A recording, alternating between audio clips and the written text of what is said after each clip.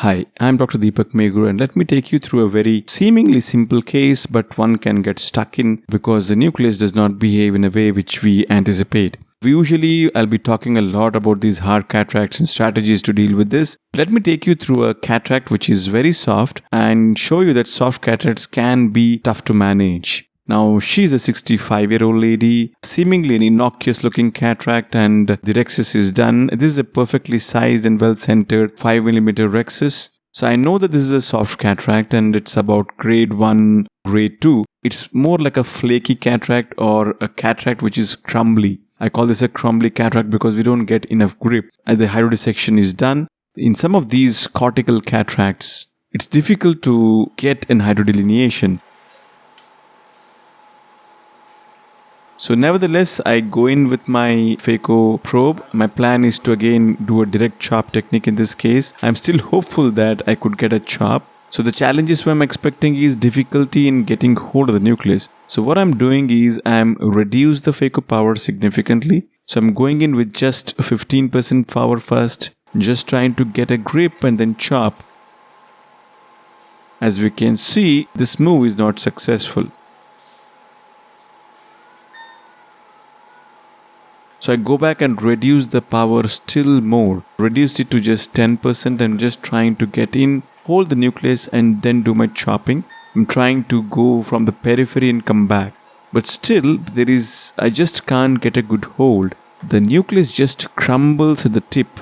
So there is a hole which is created, you lose the grip and that's it. The single most important thing which we require is the nucleus has to be gripped properly for the chop to work. And if you're not able to get a good hold, as is being in this case, it's extremely difficult to chop the nucleus. Now, how do you proceed in such a situation?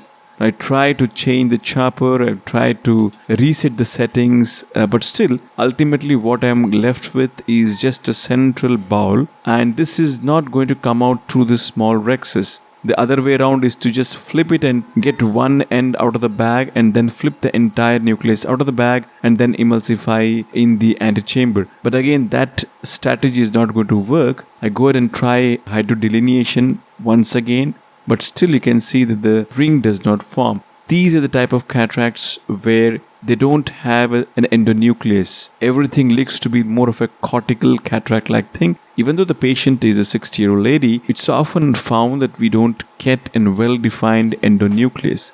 The crux of the matter is the diameter of the nucleus has to be smaller so that it can be manipulated out of the capsular rhexis. But in this case, the entire bowl is there, which is significantly larger than the diameter of the rhexis. Now, again, the strategy is to divide this bowl into two pieces and then pull it out. How to achieve this? So I go back to my stop and chop technique. I'm just trying to change the settings to sculpt mode. I'm going to use very little power because the nucleus is already very soft. Using continuous phaco energy, I'm going to create a long thin trench. Mind you, the nucleus is already half thickness depth itself because the superficial half is already gone. So I need to be very careful that I don't sculpt through the posterior capsule. So having done a couple of grooves, now I'm going to use the phaco probe and the second instrument, just try to laterally separate and see whether I can get the separation.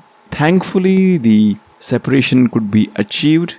Now, once the bowl of the nuclear material is broken down into two sections, it's now much more easier to manipulate this one hemisection out of the capsular bag and then it can be emulsified.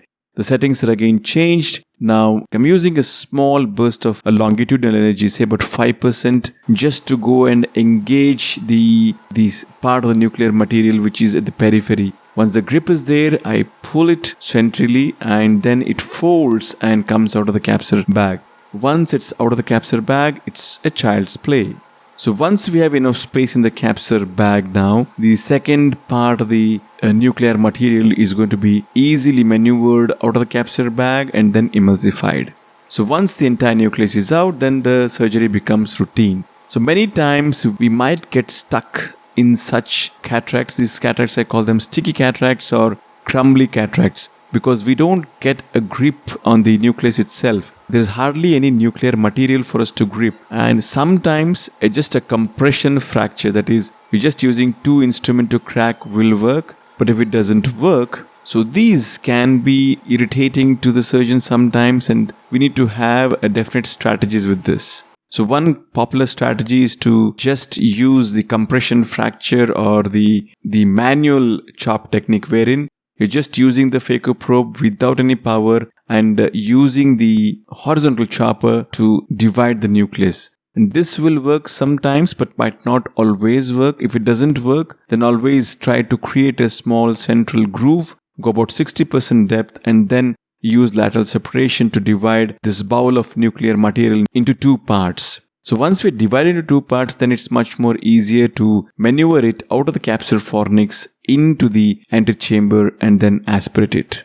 Obviously, trying to use the lowest possible power with adequate amount of flow rate and vacuum is going to be critical. So that was it for this case. Thank you for watching and hope you found this helpful.